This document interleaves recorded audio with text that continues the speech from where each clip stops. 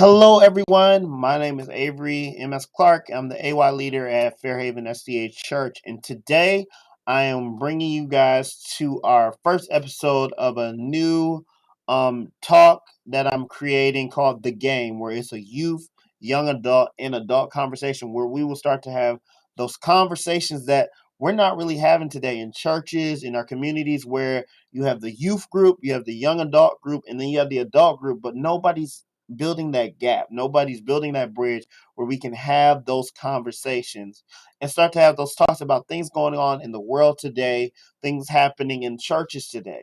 So today, I want to thank you for tuning in. I'm bringing my first special guest, who is Pastor Osborne III, who is used to be the pastor at Fairhaven. He is now a pastor of a brand new church, and I'll let him kind of talk about that. So I want you to give it up as I bring him to the screen, Pastor Osborne. How you doing, All Pastor right, good Osborne? afternoon. Man, I'm awesome, man. I'm glad. Hey, but I appreciate what you're doing, Avery. I really do. Appreciate you Thank you. doing it. I'm honored for the invitation. No problem. So why don't you tell us a little bit about what you're doing nowadays, and then we can get started with the conversation. All right, so I pastored Fairhaven back in '06 to '09 and a half, maybe. And um, I can't say that on air. One of my favorite church. Um, and right now, my wife and I we've just transferred to the Allegheny West Conference. We're now in Columbus, Ohio, at the Beacon of Hope Seventh Day Adventist Church, and Okay. um, so we are excited. They have been so loving to us coming in, and so we're just trying to work through the pandemic. And one of the burdens that we do have is how we can create an atmosphere where our youth and young adults feel comfortable. Got you. And I hope with today's program, it will help kind of like build that bridge for you guys as well.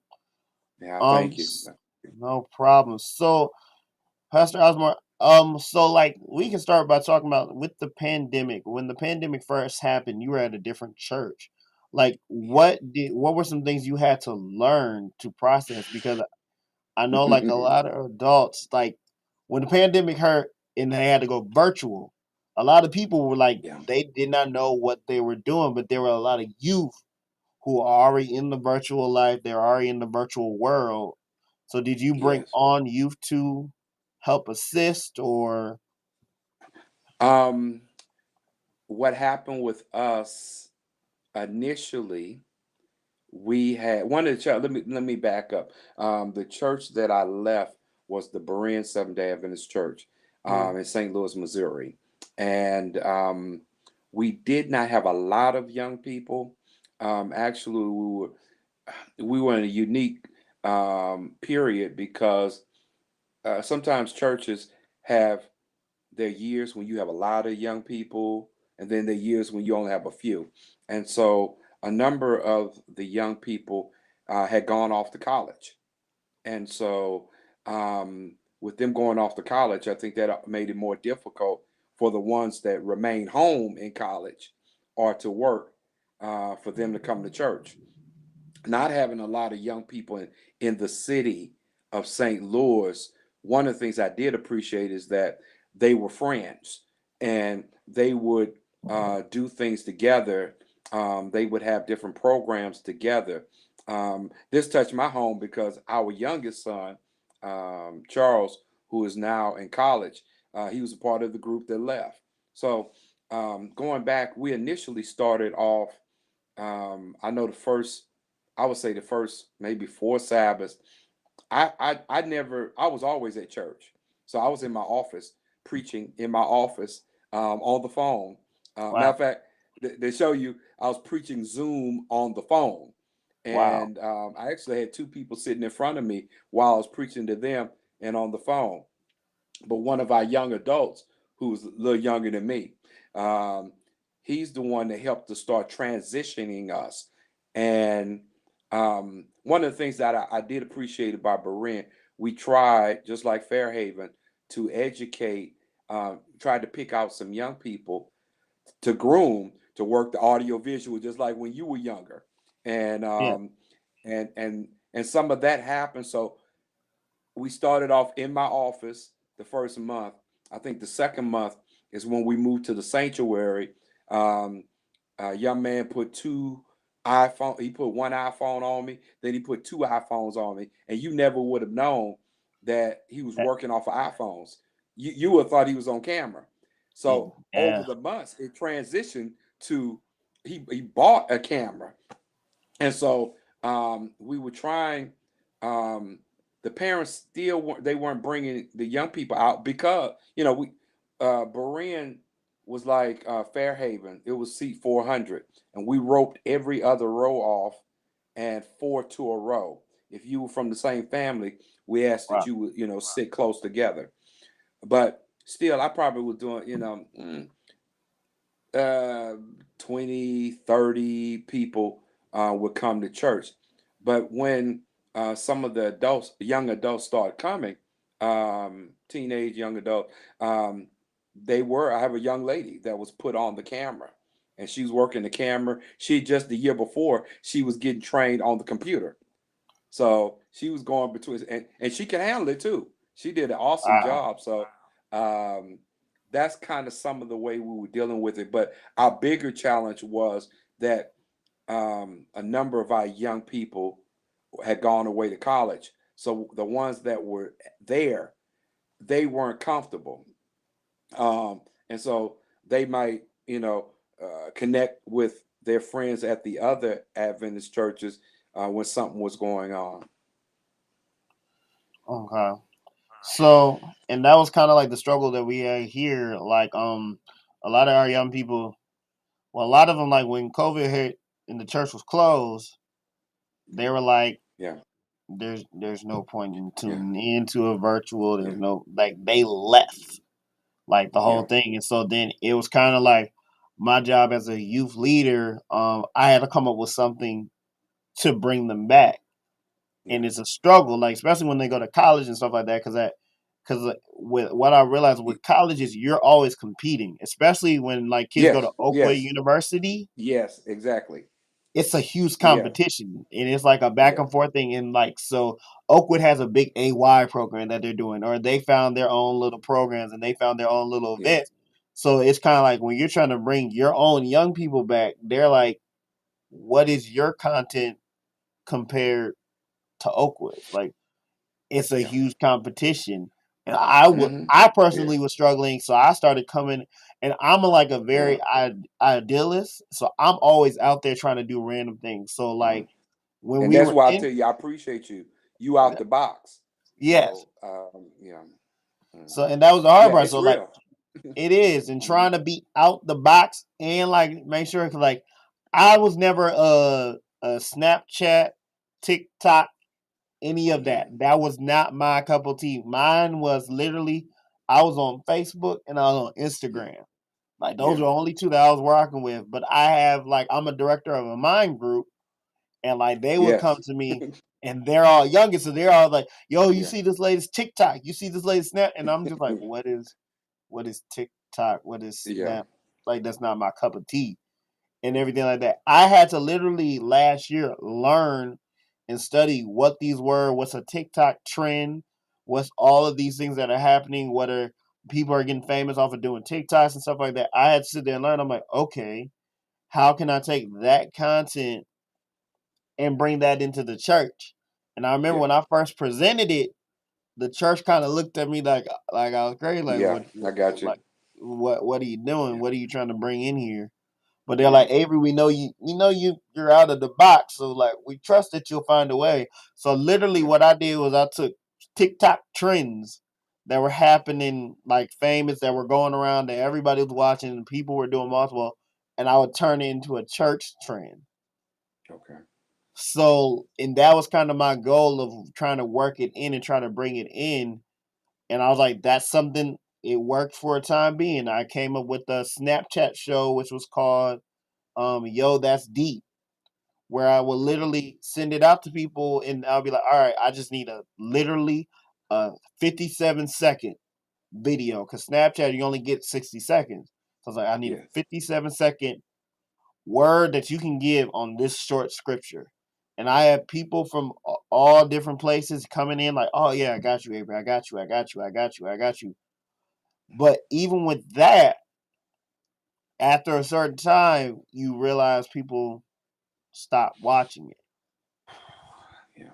And It and and wow.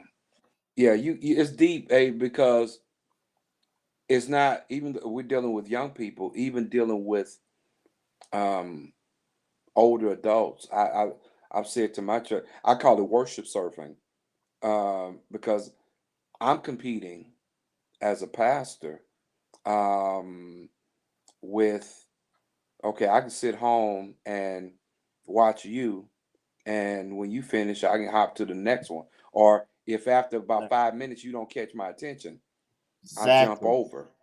And so this thing has affected all of us. Folk in denial if they don't think it's affected us. Mm, yeah, it is. And yeah. and I realized, and I think like with that, and I kind of was telling pastors, I was kind of telling other people, I'm like, your goal is like literally, if you don't catch them in the first 60 seconds, you've lost them. And that's what I realized with these TikTok trends and everything like that. They're catching people in seconds where it blows up and it gets bigger and bigger and bigger. And I kind of like, and like I have pastors who are working on shows and everything like that. And I kind of sat down with Pastor Jason North, who used to be the youth Yeah, director of Lake yeah, Region, yeah, yes, and we yes, came up with a show. And I was like, what is yeah, something that we see a lot on Instagram? And we saw like a lot of people, they would take a little snippet of somebody doing something foolish where they failed, they had an accident, they're doing a goofy thing, and they would talk about like, why did you do that? Like, what made you think that was a good idea? And so me and Pastor North, we took that content and we created a show called AYS Snap, where it was like an okay, AY program in 5 minutes. Like we had a little intro song, we saw a video, and we found the Christian perspective of it. And okay, we like took that, like, so it could have been somebody who was running across the field and they slid and they had to ask, or they slid down the stairs, like, and we found a mm, biblical content of it, and we were like, okay, what's something that we can bring for the older folks, but what's also something we can bring for the youthful folks. And like that actually blew up more than I was expecting to. I thought, okay, we might have had 15, 10 people who would watch it. But other churches were contacting me about it. Other conferences were contacting him about it. We had somebody in Budapest watching the show wow, wow, every week. And I was like, and when Pastor North told me that, I was like, what? What? He's like, Avery, what we created here mm, is a mind blowing content. And like because we did it and because we did this show, it was crazy how much of success it was. And yeah, like it was an Oakwood show. Like it was an Oakwood show, it was a Fairhaven show and everything like that. And like once he left Oakwood, I was kind of like, wow, like that was platform. But like now that he's at this new position, he literally he was like, yo, we're gonna keep it going. He's like, okay, this is not the end. Like there will be a season 2 of this show. okay, yeah. No, that's yeah. Yeah, trying to figure it out. Praise God. I mean, I'm just thanking the Lord. I mean, I was, as you was asking about getting involved. Now I'm transitioning to the new show, the new church, new show. Mhm. Wow, the new church is interesting. I have a young adult who attended Oakwood last I'll say probably in the last 4 years. He handles a lot of the media. We've already had a young person, and again, I think about you when I was at Fairhaven, how you were being trained. I have a little one. He's probably about 12, and he's I see you in. I see. Yesterday I saw him, and he's moving the mics. He had to change out a mic and stuff, and Wow. he was sitting. he was sitting. I really had to get excited. I said, "Well," I walked in. I said, "Wow, everything's Mac." And I'm watching it. He was at the computer working. I said, "Man, look at this." He's checking the cameras and stuff. And so, so we have, it's almost like we going after the next generation. We are, Yeah, and that's this. and like as a AY leader, because I'm also a part of the Lake Region Conference Youth Department, and Yeah. like they put me in charge of doing like junior camp, the little Okay. camp for, and so like I Hmm. this year I actually put a program together. Like, well, last year we did it virtually, so we did a whole junior camp virtually, and like so I had to get a team together. We put together content, and we did it for about 4 days, and it was a 3 hour session for each of the 4 days. We brought kids on, and the kids like loved it. They had fun. I brought Michael Shelton, Pastor Michael Hmm. Shelton. He came on. Gave him like a 5 minute devotion and everything like that. We played games with the kids. The kids did classes, and they did all that online. And like it was a whole thing. We had about I think 40 to 50 kids who hopped on for the Wow, that's awesome. whole session. And I was like, okay, cool. So then this coming year, they're like, all right, what are you doing now? I'm like, okay, we're gonna have to do another virtual. So I was planning to do another virtual, but then with COVID, things started opening up, Yeah. and like people were now like meeting in person, and everything like that, and like every person that came in was like, Avery, why aren't you doing something in person? I'm like, well, COVID it's still happening. Yeah. It's not going anywhere. I can't. And Yeah. they're like, Avery, you're. But I was like, a lot of people started like I started losing people who were like Mm. committed to do it. They're like, yo, man, I don't want to do another virtual thing. I don't want to be on the program. We did a whole year doing virtual. We need something in person. So me and my friend Kaylin Williams actually went and got into work, and we created a weekend Okay. junior camp. So we were like, okay, Okay. we're gonna do this for a weekend. It's gonna be from Saturday night to Sunday afternoon, like around 3. Is that's gonna be the kids can come, they can play games, they can do activities. We're gonna give them a junior camp experience so that way next year we can come back and do it in person. And so it kind of gave us the perception of what all we had to prepare for next year. We did this event, and I was thinking the same thing. Maybe we'll have 10, 15 people come up. We ended up with over 100 people. Wow. And Wow. like I would say about 80 of them were like kids. Okay. And so That's awesome. I was blown away by that happening. I was like, "Whoa, like I didn't expect this to happen."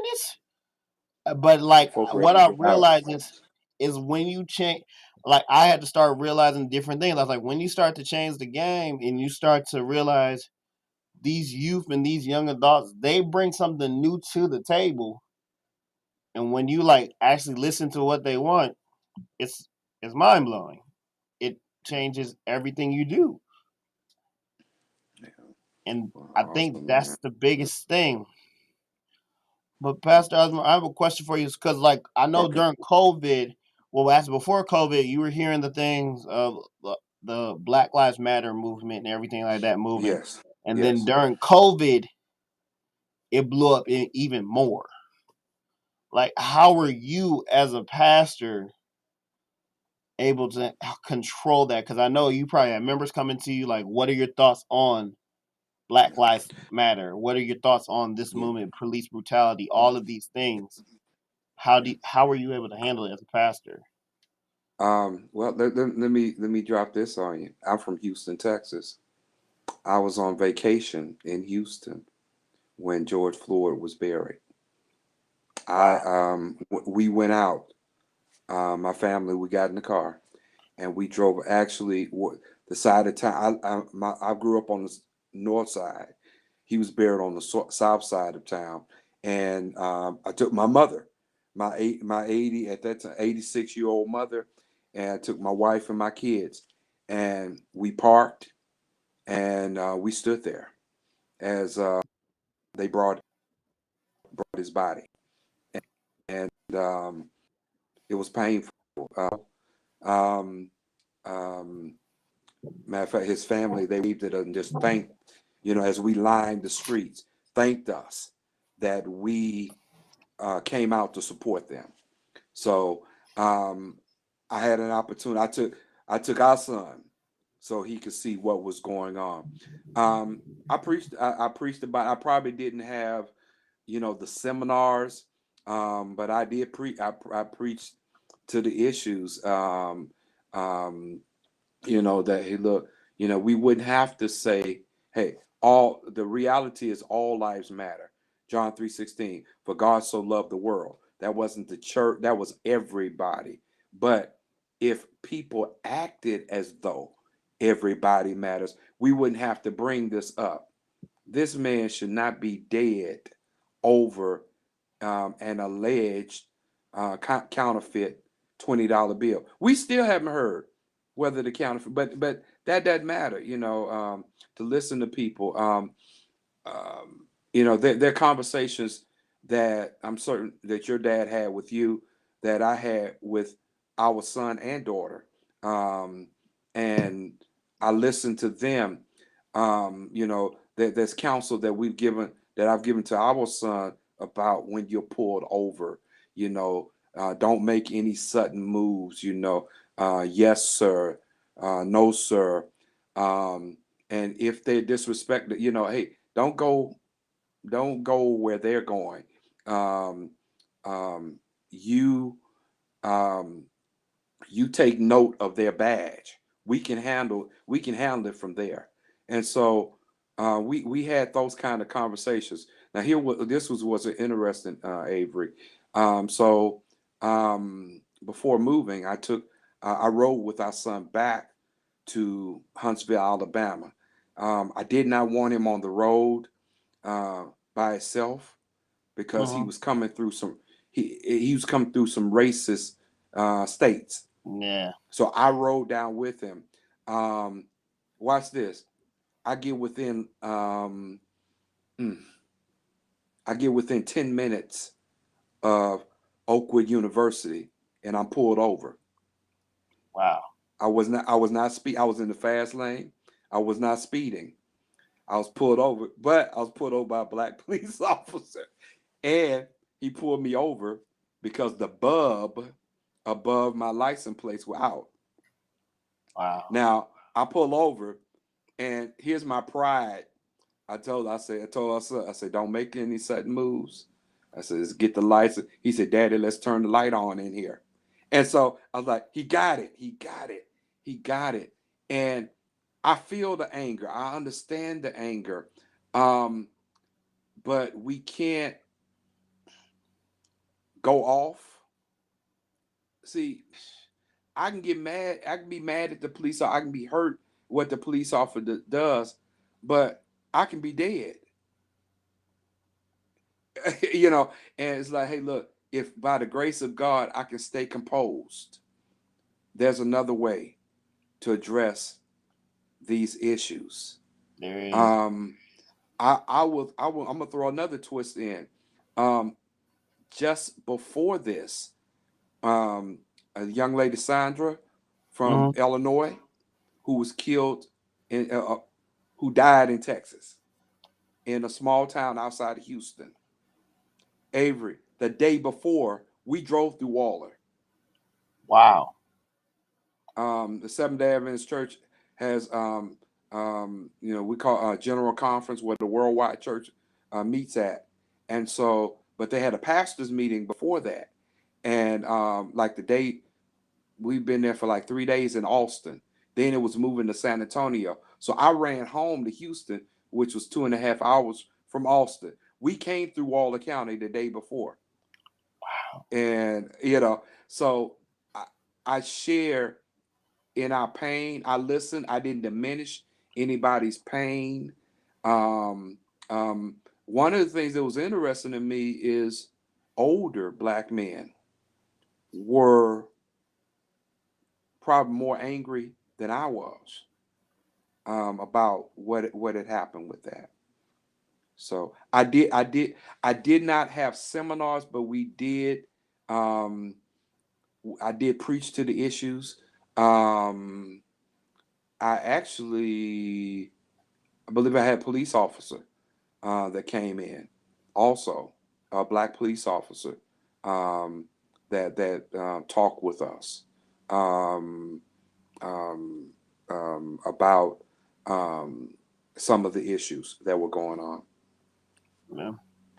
And that's kind of like what, and that's a struggle, especially as a youth and a young black man in America. It's a Yeah. struggle, especially because I remember it was actually probably about 5 years ago.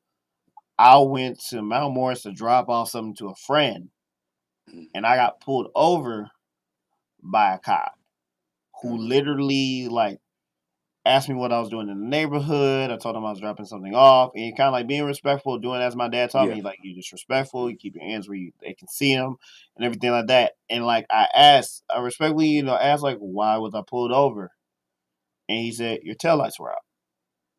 I was like, oh, okay, officer, I'll get that checked. Pastor Osmond, when I got home, like I told my dad, I was like, yeah, my taillights were out. I'll start by the cop. My dad literally ran outside, and he like put your foot on the brake, and I put my foot on the brake, Yeah. and my taillights worked. They're perfectly Yeah. fine. My dad hopped in the. He like, nah, I'm gonna get in the car. I'm gonna push it. And like he was like, Avery, you weren't stopped because of your taillights. He's like, you were stopped because you were driving while black. And I was like, but I didn't understand. And he like, me and my dad had to have that conversation, that hard time Yeah. conversation outside. Yeah. He's like, you have to understand because you're a black man. There are going to be some people who don't like you. There are going to be some Yeah. people who are not gonna want to be around you, or who will find a way to get at you. And I kind of took that perspective that my dad taught me, and I started talking it to people I was around, even people at work, who Yeah. like when stuff started blowing up more and more and more and getting bigger and bigger, like I had to have that same kind of spirit. I was like, I understand you're getting mad, but that does not mean you go attack. What No. needs to be done, Yeah. a conversation needs to be had You between. don't kill. Yeah. You Exactly. right. You don't return violence for violence.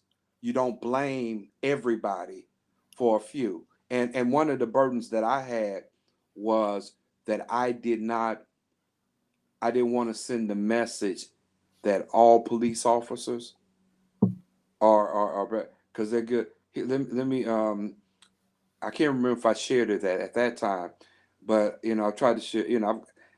I have friends. I have a classmate.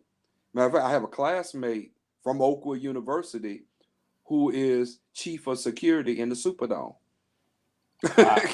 And he's Adventist. He's from Shiloh in Chicago, and he will come. His name is Ken Scott.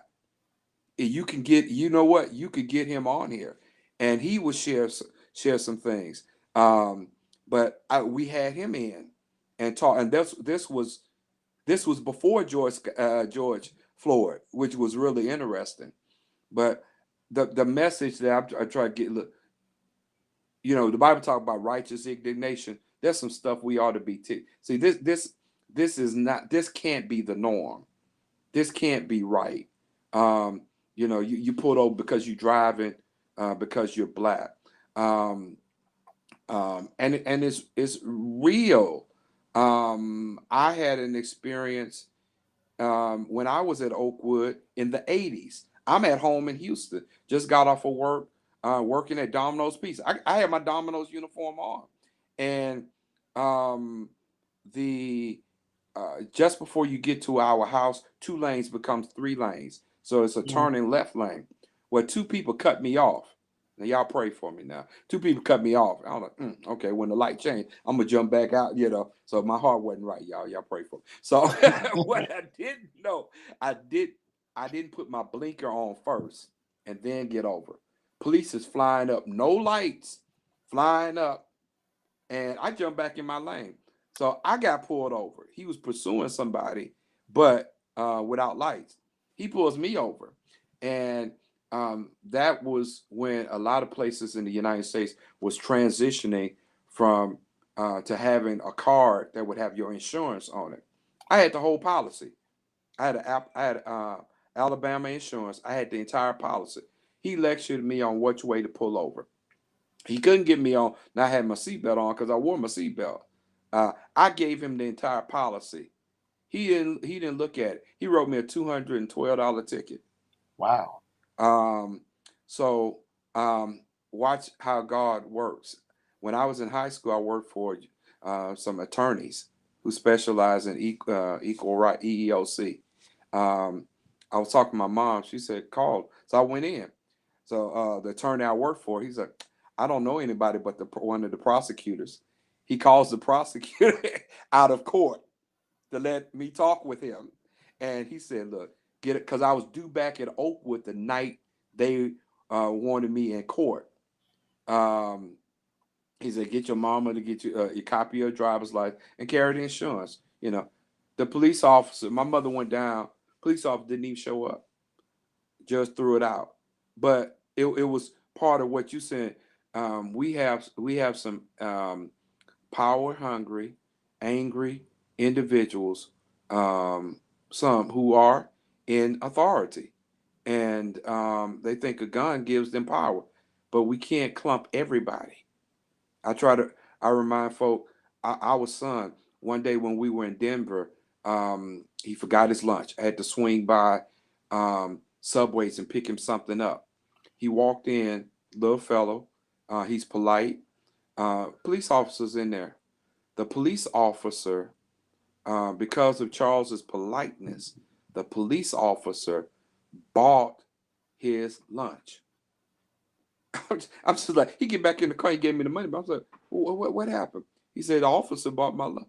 So, I said, did you thank him? He said, yeah. So I went back in and he said he was so respectful. Here's an officer doing so. Those are our struggles, as you said. We have to have we look. The, the goal is to get home alive. The That is the goal is to goal. get home alive. We can take it from there. You get home alive. Hey, we can go through the powers that be, but we want you alive. We don't want you in the hospital. We don't want you paralyzed.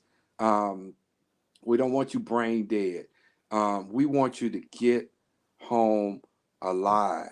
And then we can go to the authorities, the higher ups, and talk to them about these issues. And that's true.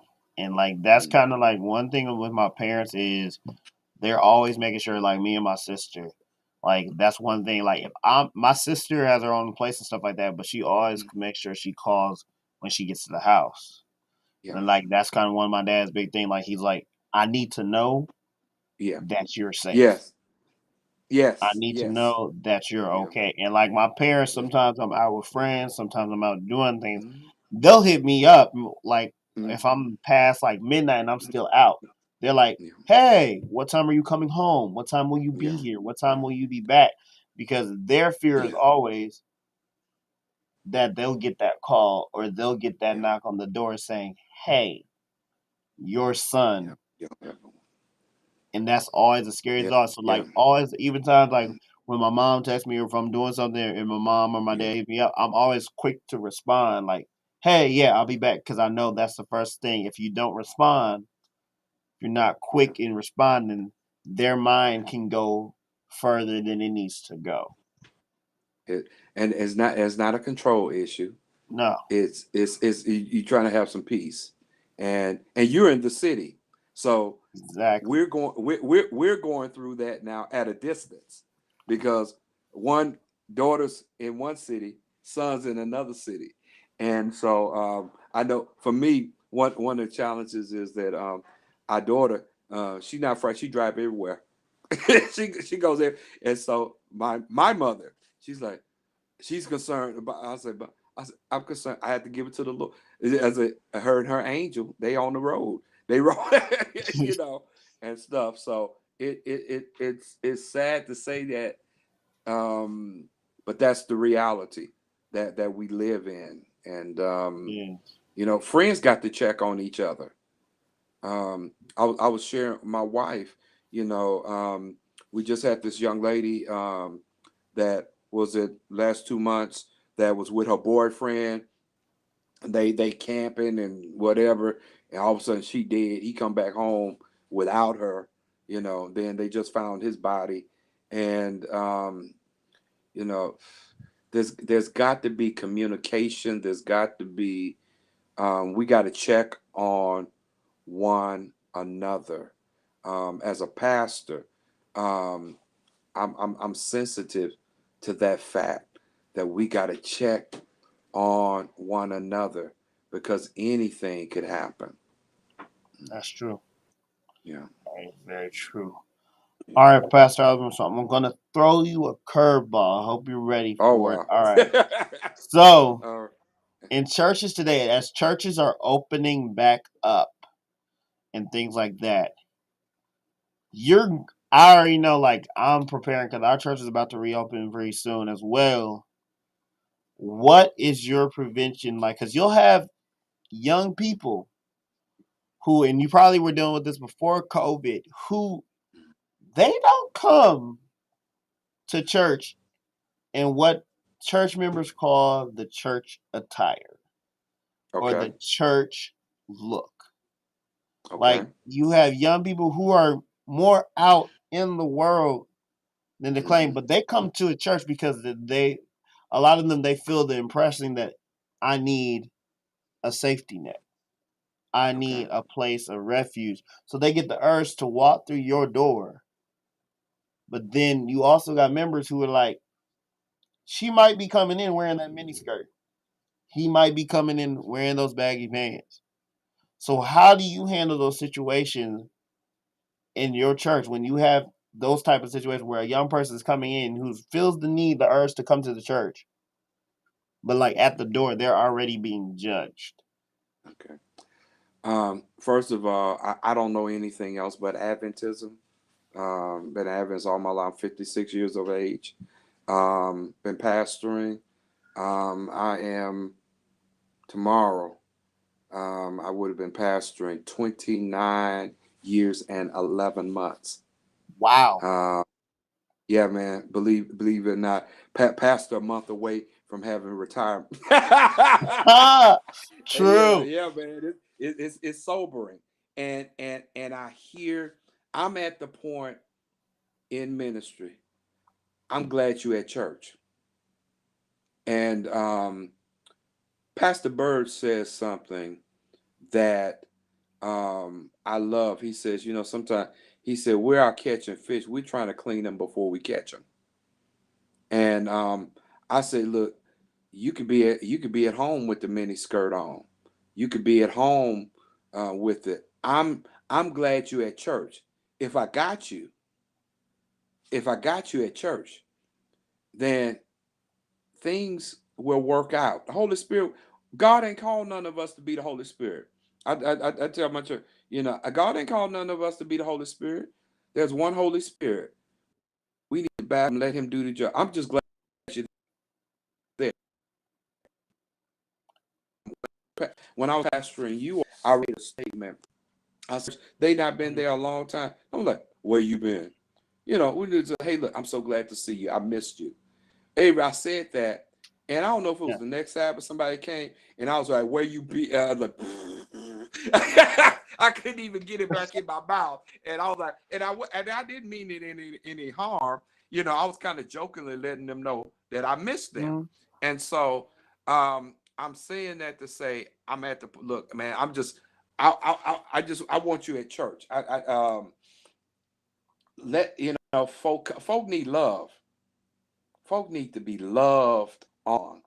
And one of the things that I'm noticing is, as you say, the opening.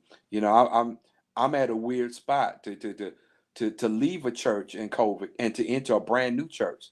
So I'm every Sabbath I'm meeting new members to me, and so, um, but what is? Let me back up. um, in my previous church prayer meeting, we had a young man that would come, lived in a halfway house around the corner, and the church had a food pantry. And because of the way one of the elders treated him, he was attracted to the church. So I look at prayer meeting. Here comes a young man. carrying his big Bible, coming to prayer meeting. And I was like, wow. And he told us in prayer meeting why he came. Then he started inviting people over from the halfway house. I looked at one night, half the people at prayer meeting was with him. you know, Wow. and he loved the way that he was treated. But what was I know it's gonna sound weird. What was refreshing was he felt comfortable enough to be honest about his struggles. I'm struggling with cigarettes. I'm struggling, and I'm at the point. I'm at the point now. You know, we I've been in church long enough to know that sometimes we look folk got stroke. Folk ain't got it all together coming to church. Folk are still smell. You smell it on them. You know they struggling, but you came to church. Maybe if somebody I just had a conversation with, if I know, then I know how to pray. Lord, my brother, my sister, they wrestling with these cigarettes. It's not easy. Lord, give them give them the victory. You know, um, sometimes it's not just prayer. Sometimes you gotta have a Nicorette patch. Um, so I want I want an atmosphere that whosoever will feels comfortable coming. And it's not that I'm going to, I'm going to speak by the grace of God. I'm going to speak truth in love. But I don't want anybody to feel that, how was, I want them to feel genuine love. And I've tried to do that. I can't say I've always done that, but I've tried uh, just say, look, I'm glad you're here. For COVID, it was hard because I'm a hugger, you know. Hmm. I'm a hugger. And so it's hard, And I should say this other thing. I just had to pray after a hug, Lord, keep me. Because Exactly. sometimes folk need a hug. They've been whooped That's true. all week long. Even I said even a couple of weeks ago, I had a young person um, who comes um, and just said, they were honest, like, hey, I got some struggles. There's a lot of stuff I'm struggling with, But I was like, to be able to share that, and I figured she shared it, and she felt comfortable sharing it, and sharing that she didn't feel like she was going to be judged or put down. So that's where I'm at, man. I'm like, look, back off, because they could be at home. And that's kind of how I look at things because I hear the term at most multiple churches like, the church is like a hospital. It's like a hospital where it's saving people. And then I kind of like in my head, and I was thinking about this the other day. I was like, all right, if the church is like a hospital and the hospital acted like how the church does, how would the hospital know how to work with people or how to handle situations if they don't let that situation walk in the door? Like, how would they know how to handle like if COVID never entered the hospital, Yeah. how would they know how to handle it? And my thing is like when situations like that, when a new person walks into church, they could be dealing with struggles, they could be having their own problems. They Yeah. maybe, like you said, want love, but if the church is not willing to accept them as they are and just express love on them, how can the church grow? Because I'm seeing that today is because churches are not willing to accept, they're starting to crumble. I picked up a saying, I think right after I left you all. God says, "Come as you are, but don't stay as you is." Mm, Now, but you got to get there first, and exactly. you know, and we know some of the churches that people are attracted to. You come as you are and stay as you are, but that's not God. To come as you are, but don't stay as you is.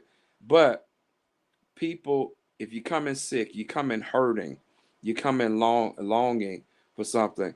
Um, as a church, our job is to wrap our arms around them and try to pray with them and support them. And support them is not, I'm just praying for you. Support may mean, hey, I may need to pick you up. Our sister Gwen, that I may need to pick you up and take you to, I may need to go to AA with you. I may need to go to the drug rehab with you. Um, it's got to get a little deeper than it is now. It does. It's gonna make us come out our. It's gonna make us come out of our comfort zone. Avery, let me tell you another one I'm seeing is that's a new one for me is mental illness. That has come out a lot because of COVID. We Lately, see. I mean, man, that thing been standing out in my mind, and Lord, how I've had a couple mental illness issues, and I'm like, okay, Lord, you allowed them to come, so there must be something. I say, I don't know. I don't think I got the patience, but I need you to help me know how. So that's another one that we're dealing with. But that's my attitude is that, hey, look, they come in, hey, look, I'm glad you're there. Hey, I hope Lord keep us from COVID, but I hope I give you a hug, say, hey, look, we glad you're with us, and that you with us today and stuff. But we gotta be careful about cutting our eye. They know better than man. Back off, because I don't want. Jesus said, look, if you cause one of these little ones to stumble, and the reference was not only to youth, it's a reference to those who are young in Christ. He said it's better for you Mhm. to tie a millstone, a rope around your neck, and commit Harry carry than because he basically, I'm gonna deal with you. And Jesus didn't just say that. Here's the best example we have. Mary Magdalene.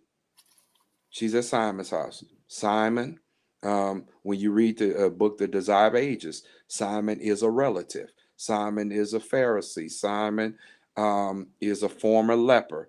Jesus had healed him. He threw the party to say thank you for what Jesus had done. Well, he missed the mark. He threw the party, but he really hadn't done anything to show his appreciation. But here's Mary over there, grateful, seven demons gone. Grateful, she been delivered from a life of prostitution. Grateful, her brother has been resurrected from the dead. She spends all her money on the ointment in the alabaster box. Takes her dress down, washes Jesus's feet, and Judas ordered, that money could have been given to the poor. Well, we know he was stealing. Simon thinking to himself, if he knew what kind of woman. Well, Simon, he knows what kind of woman Mary is, but he also knows what kind of um, he knows what kind of our sister McCoy Jacobs. He knows what kind of person that Simon is. The book, The Desire of Ages, says that Simon led Mary into sin. You read between the lines with that. So um, again, um, but what happened? Does Jesus just let them go off on her? Mm-mm. Jesus hymns both of them up, and depending on what version you read, he tells Simon the story. Who should be most grateful? The one who had the most forgiven. That was a drop on him. Yep. And then he told Judas back off. He said everywhere the gospel is preached, her story will be told. And who was the first one to declare that Jesus was resurrected? Mary. Mm. So we have to be careful how we deal with individuals.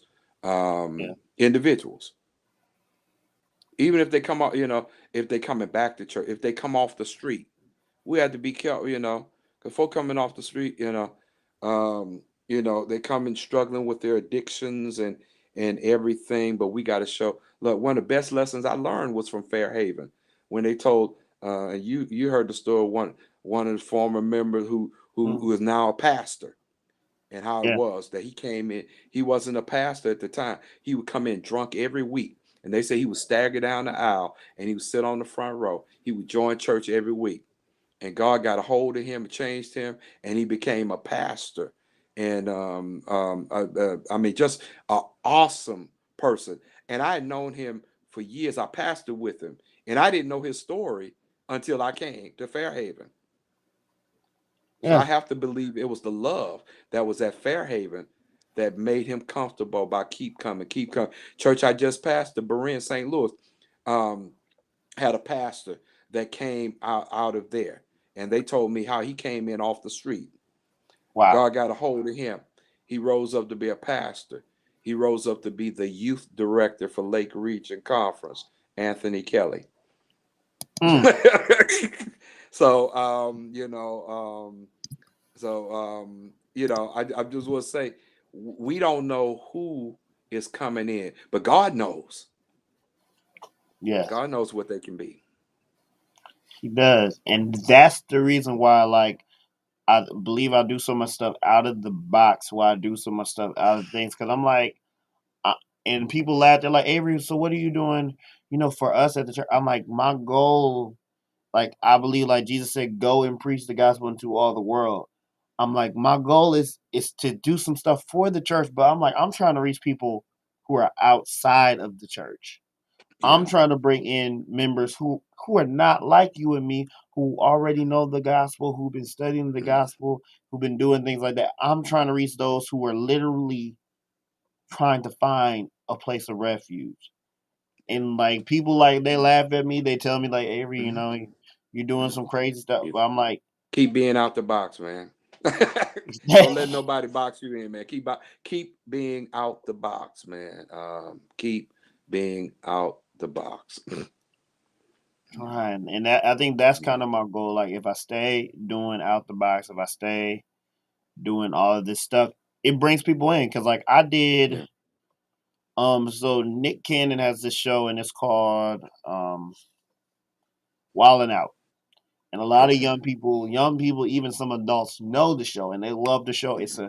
It's a crazy show. It's a interesting, and like it's about hip hop music and comedy, improv Okay. comedy. And so when I first started watching the show, I loved it. I was like, because it's jokes, it's comedy, it's fun. And so I was talking to my AY assistant and everything. I was like, I'm going to bring this show to the church. And like a lot of people, when I told them that, they're like, "How you gonna bring a show called Wildin' Out that's about hip hop and comedy to the church?" I was like, "We're gonna change it. We're gonna call it Biblein' Out, and we're gonna take Okay. the Bible. We're gonna bring the Bible. We're gonna have music. We're gonna have fun. We're gonna have games." And so Pastor Jason North, the youth director, who was the youth director at Mm. the time, he came and did. I did a youth weekend.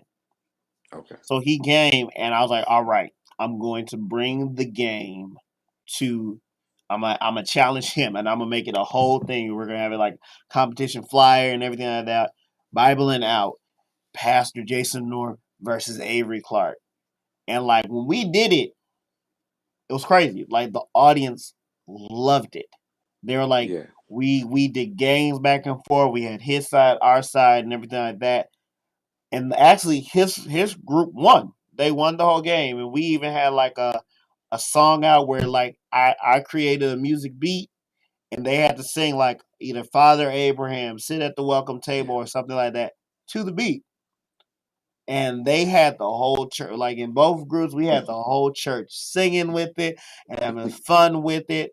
And everybody was like, "Wow, everybody!" They're like, "This is great. You got to do it again. You got to do it again." And I looked at them. I was like, and it kind of hit me. I was like, you were the same person who told me I should not do this event for church because I couldn't. There's no way for me to Yeah. bring it into a gospel perspective. But like what I realized, there were a lot of young people who had not been to the church in a minute who Yeah. came to that Yes. event. Mhm. And like when I saw Yeah. that, I was like, I It have was worth something here. it. Yeah. I was It like, was worth it. I need to keep it going. I need to not give up. I need to, and so I Yeah. took it. And I was like, all right. I prayed about it. I was like, all right, Lord, if you want me to keep doing this stuff, keep giving me ideas, keep giving me things. Yeah. And I continued. I did the Wilding Out, then I did a lip sync battle. We we did Bible charades. I recently, a couple weeks ago, did a Whose Line Is It Anyway? The Okay. Bible version. And like I Yeah. had four, it was me and four other people, and then my AY assistant Rayshonda, and we did the Okay. show. And like they had, and it was virtual, like what we're doing right now, but they loved it. Like people loved it. Like, oh, that was funny. You guys are hilarious as you did again. And so like I'm just like, I guess that's kind of my goal. Like I want when people walk into Fairhaven Church or even people who tune into a Fairhaven program, they're not seeing just a normal church service. They're seeing something different. They're seeing something that connects to them. They're seeing something. I'm in the street struggling with this addiction. I need a conversation like what we're doing right now, where somebody's understanding that I may be struggling, but they're not trying to kick me out. Yeah, yeah, yeah. I'm And praying that's for kind you, of my man. goal. I'm And praying for you. thank, appreciate it. Mm. And I'm praying for you guys too. And I hope Oh, please. for everybody who tuned Wait. in, yeah, I'm sorry. Yeah. I hope for everybody who tuned in, like this our conversation helped them and helped them to know that it's okay to struggle. It's okay to be dealing with something, but like the church is a hospital. We all churches, and that's something we all have to work on. Just instead of placing judgment, take away the judgment and replace it with love. How can I help? How can I support you? Exactly. How can I help? How can I support you? That is should be the goal of most churches because it is our job to help our community. Yeah. Amen. Amen. Well, Pastor Osborne, I want to thank you. I really appreciate you Man, I'm coming proud. on. I'm proud of you, man. I'm proud of you. I'm proud of what you're Thank you. doing. Thank you I'm so honored you much. asked. Thank you. Man. I will. We will definitely be bringing you back for another one, and All right. hopefully All right. Well, next year I'll bring you on to be our guest speaker for one of our youth day events. 'Cause I would love to oh have man, you be come. we be glad. We real close now. I know that's what I heard. I was like, they're a lot Yeah, closer. we I was real like, it's close. easy. We real close now. We said as a family we got to do a road trip with Exactly. everybody home. All So right, you we'll give our make. love to everybody. Yeah, I will. we'll I be willing will. to come. All All right, right, give our love to everybody. I will do that. Thank you All again for right, coming on. all right. Have take care. You too. Bye bye. All right, everybody. So again, we want to thank you. We hope you enjoy it, and I hope you guys love the conversation. But don't fear, and thank you on thank you, thank you, and we thank you everybody who tuned in. We hope you guys, like I said, we hope you guys enjoyed it. But here's the great news: this one was for the men. Give me 1 second. This one was for the men. November 14th, we have one for the ladies, and it's called Her Way. And the person who will be the host, I will not be the host because I am not a lady. The person who will be hosting for that will be my lovely assistant, Rayshonda. She'll be on with some powerful and inspirational women and young girls who they'll have that conversation. They'll get to have that this platform to talk, to have that conversation that a lot of us churches are not having today. But we also want to thank you guys for tuning in and supporting. And for those, if you want to continue to support the AY so we can continue to do programs like this, you can mail in to the AYS department, mail to Fairhaven SDA Church at P.O. Box 186, Flint, Michigan 48502. And in the memo, just put the AYS department. Or every Saturday from 3 to 5, you can come to the church and as we're collecting tithes and offering. And you can drop off one and just make sure you put in the memo, say it to the AYS department. Or we are adapting to this new generation where a lot of people are doing it through Cash App. You can send it through our Cash App. Send the funds to $ Fair SDA. And in the memo, just put the AYS department. Put the AYS department, and we will accept all funds and donations to help us to continue to do programs like this. So we hope you guys enjoyed, and we want to thank you guys. As you see Rayshonda in the background, we want to thank you guys for tuning in, and we hope you guys enjoyed. I believe I have another comment. Yes, thank you, Miss Jefferson. I was hoping you guys would love it. And thank you, Denise Kennedy. We thank you guys for tuning in, and we will see you guys next week. We'll have another TikTok for you, and we hope you guys will enjoy it. But also, Her Way is coming in 2 weeks, so get ready for that. And we hope you tune in as well. And share the flyer. I'll be posting the flyer today for Her Way. Share it with your friends, share it with your family, and spread the word that AYS Powerhouse, we got a lot of stuff coming for you. And we plan to continue this and try to have these conversations between youth and young adults. And and even adults, we want to have those conversations and have those talks that are not being had in today's world. So we hope you guys were blessed, and we'll see you guys next time. Blessings.